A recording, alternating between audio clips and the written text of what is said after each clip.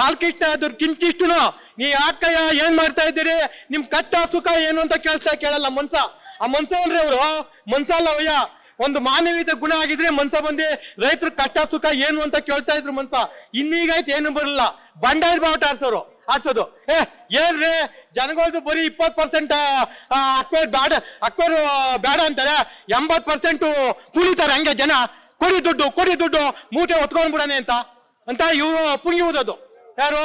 ಹಾಲಿ ಬಾಲಕೃಷ್ಣರು 3500 ಜನ ಹೋಗಿ ಈ ಮನವಿ ಪತ್ರ ಕೊಟ್ಟಾಗ ನಮ್ನ 140% ಜಾರಿ ಮಾಡಿದ್ರು. ಇದು ಕೇಸ್ ಹಾಕುದು, FIR ಬುಕ್ ಮಾಡುದು ಜನಗಳ ಮೇಲೆಲ್ಲ. 140% ಜಾರಿ ಮಾಡಿ ನಮ್ನ ದಿಕ್ಕಾಪಾಲ್ ಮಾಡಿದ್ರು.